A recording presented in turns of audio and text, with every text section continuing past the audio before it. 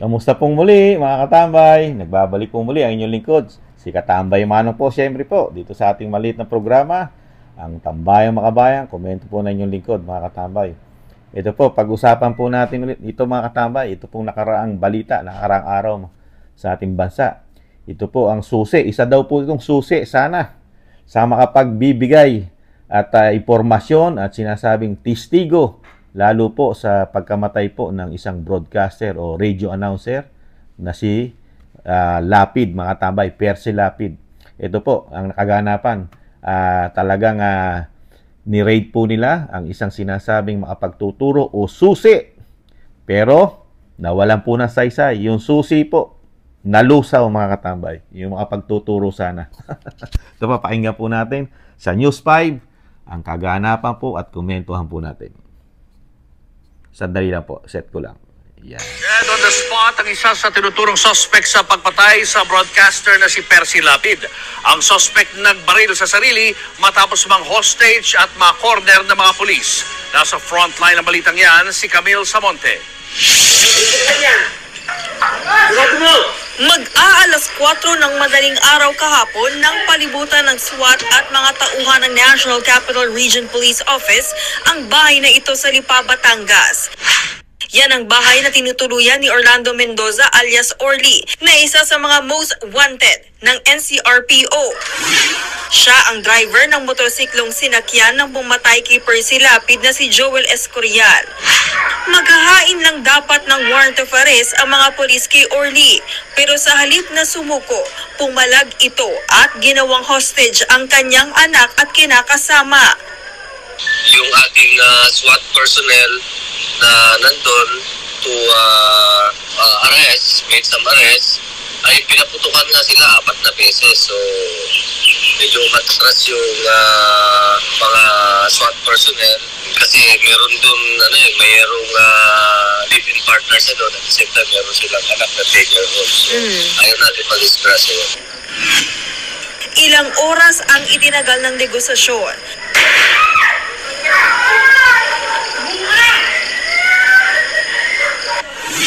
Kalaunan, nakumbinsi rin si Orly na pakawalan ang mga hostage ng aktong papasukin na siya ng mga pulis. Biglang umalingaw-ngaw ang putok ng baril. Nagbaril na pala sa sarili ang suspect. Magkakatulong pa naman daw sana ang testimonya ni Orly sa kaso. Sa ngayon, may 3 akusado pa na pinaghahanap ang mga otoridad. Pero ang kapatid ni Percy na si Roy Mabasa, duda pa rin kung si alias Orly ba talaga ang namatay. Marami raw kasing tanong sa nangyari na hindi masagot ng mga pulis. Gaya ng pagkamatay noon ng isa sa mga mastermind sa krimen na si Ricardo Zulueta, kung saan panay kwento lang daw ng PNP ang naririnig ng publiko. Yan po mga tambay, nakita niyo po, nagdududa po mismo ang kapatid o ang pamilya ng Percy Lapid.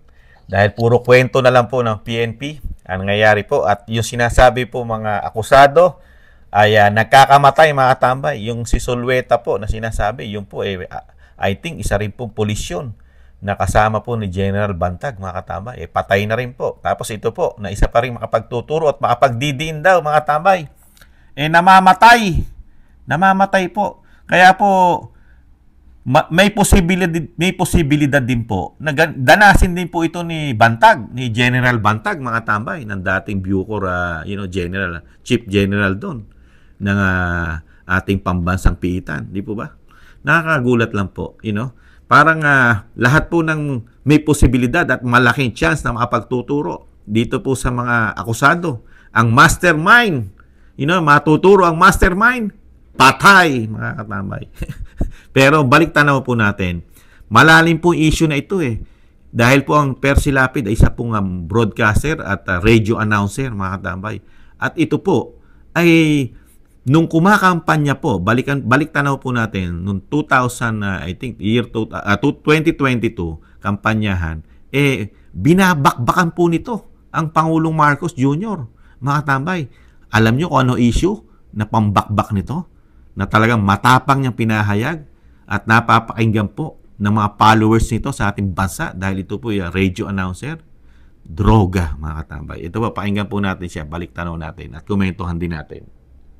Sa cocaine, pinakamahabang karanasan sa pagsinghot ng droga. Ha? Ba't di mo sinama yun?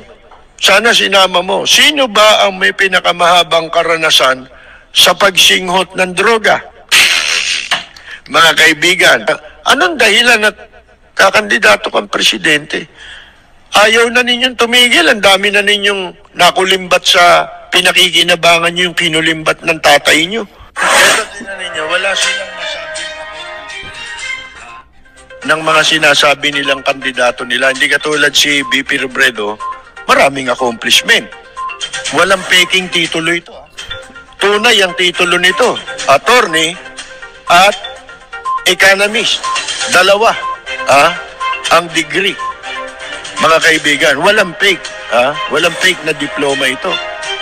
Hindi ito nagsasabing graduate siya ron sa universidad. Hindi naman totoo. O kaya i-disown ka nung eskwela. Yun ang pinakamasakit, yung i-disown ka eh. Di ba? Ngayon, anong sinasabi niya? Ito, unang-una, sino, ito pagkain bobo kausap nito. Mga kaibigan, mapapahanga nito eh. Pero hindi na marami namang hindi bobo eh. Ito, tingnan ninyo. Sino pinakamahaba raw ang karanasan? Saan ba tinatanong mo? Sa cocaine. Pinakamahabang karanasan sa pagsinghot ng droga. Ba't di mo sinama yun? Sana sinama mo. Sino ba ang may pinakamahabang karanasan sa pagsinghot ng droga? Mga kaibigan, sabi niya, 4 na terminong gobernador. Naging 4 daw, terminong gobernador. 1 terminong kongresista. 1 terminong senador. Si Bongbong Marcos. Kung mahaba. Ang dapat na pagbatayan, hindi track record yan eh. Ang track record, yung ginawa. Hindi ba? Dapat yun ang sabihin mo, ano ginawa? Totoo ba? Mahaba ang karanasan sa cocaine. Yun ay paliwanag mo. Di ba? Yun ang track record niya eh. Pero yung naging governor, naging kongresista, gusto niyang palitawin na yung pagkaka-elect sa kanya, track record yun. Marami naman na-elect dyan, kamukha niya rin eh. Wala rin track record eh. Di ba? Pero nakita pa natin mga tambay, ang nasirang Percy Lapid, binabakbakan po ang Pangulong Marcos Jr. sa droga, mga tambay. At pati yung kanyang personal, yung kanyang degree, tinitira po sa kanyang programa, mga tambay. Kaya nakapagdududa po, mga tambay, na itong issue po ng Percy Lapid, malalim po ito, mga tambay. Sa tingin ni Kamano, komento ni Kamano, malalim po ito, mga tambay. Hindi, kaya po si General Bantag, talagang nagtago, talagang nakikita niya po na madidisgrasya siya dito po sa gobyerno po ng Pangulong Marcos, mga katambay. Dahil una-una, hinusgahan na po siya agad.